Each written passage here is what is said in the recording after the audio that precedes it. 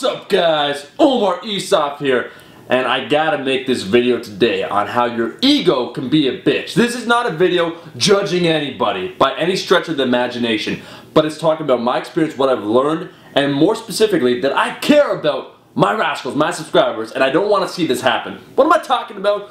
Well, I don't know where I saw this, but there was a video floating around of an individual who went ham on the deadlifts, got a new PR. He got a 500-pound deadlift. Problem is, his form was not good. And I mean, at serious risk of injuring himself. I'm just going to post a screen cap, blur out his face, because I'm not trying to put someone on blast by, once again, any stretch. I'm just illustrating how sometimes our ego can get in the way of lifting, whether we realize it or not. This is one of the primary reasons I recommend filming yourself when you lift. Two things have happened. One, I saw that video. In the second instance, there's these two young YOLOs that entered Fortis Fitness, the greatest gym in Toronto, right? Did not know who they were. And one guy nearly died bench pressing because they did not set up the face savers, which are built for that specific purpose, to save you in case you fail on the bench press. They just, YOLO, let's not, yay, I don't know what that is. And they benched it just without it and nearly died. The dude, I had to come and someone else had to save him, had to lift it off of his body, nearly choked out his own neck with 355 pounds. His lifting partner was only about 140 pounds, couldn't lift it, he couldn't lift it. It was a disaster, okay? We nearly had a 6 o'clock news story at my gym as a result of this. And this has to do with ego. We're guys, we like to lift a lot of weight, we like to make gains, right? Everyone, you're deluding yourself if ego is not some small part of lifting, right? Either getting stronger or building more muscle. No doubt about it. But risking yourself, your body, for the sake of lifting a little bit more weight with awful form, it ain't ever worth it. Trust me when I say this. So let's, boom, put the photo back here. This looks like it's going to be the first potential ACL tear doing deadlifts. And it got worse as the video went on. This is just a screen cap. And I'm speaking from experience. What do I mean? Well, if you remember that green Power Ranger deadlift, that could have ended in disaster. The first time I tried to pull it, there's two attempts. The first one I failed because I couldn't see out of the mask. I know, great idea, right? But it'd be cool for the internet, I thought. So I went to pull it, grabbed the bar on this side a little further out by about 3 inches. And this, as I demonstrated in my bicep tear video, or how to prevent one, puts a lot of pressure on the bicep. Like this, went to deadlift it, nearly snapped my fucking bicep off. I found out afterwards I actually had a minor tear on that bicep as a result of doing that. Imagine how stupid that would have been. I go to the gym to film, I'm dressed in the green Power Ranger outfit, I go to deadlift, boom!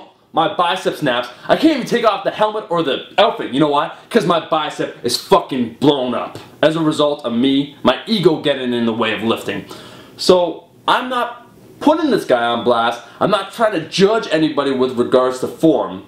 Because I'm constantly promoting getting stronger, I think this topic becomes more and more important. That unless we carry that good technique up, right, that we put a prime importance on trying to become better, mastering every single lift, becoming more technical with time, eventually we're going to injure ourselves. And that's really what I want to say.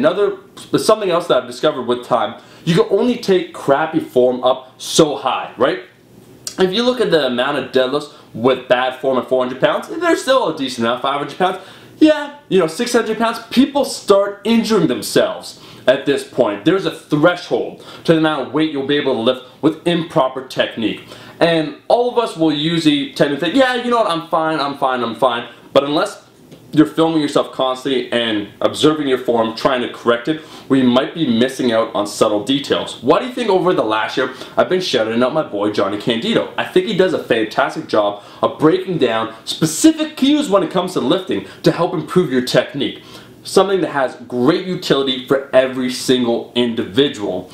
These two incidents really, one that was nearly a death experience and the other somebody nearly snapped up their shit, just reminded me of this concept that how to bring it on back. Because YouTube is now more focused on lifting more weight, right, becoming stronger, this becomes even more important. I remember when I made a how-to deadlift video back in 2012, and a lot of the comments at first, how things have shifted, when I was demonstrating how to deadlift. Oh, you're gonna fuck up your back, dude. You're gonna snap up your back doing deadlifts. Everybody was saying, oh, deadlifts are horrible, because it had a bad, people when they saw deadlifts, they maybe Googled it and they saw this incorrect technique, and it builds that stigma, right, with regards to weightlifting. We should be doing instead the opposite, trying always to become better. So let this serve as a reminder.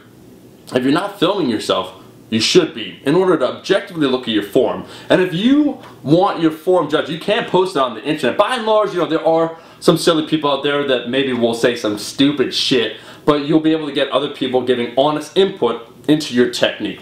The other point besides filming yourself is always be, as I said before, a student of the game, trying to master form, figuring out what you need to do to become better, mobilizing more, taking care of your body, getting rest, making sure you get enough micronutrients and macronutrients in order to recover effectively.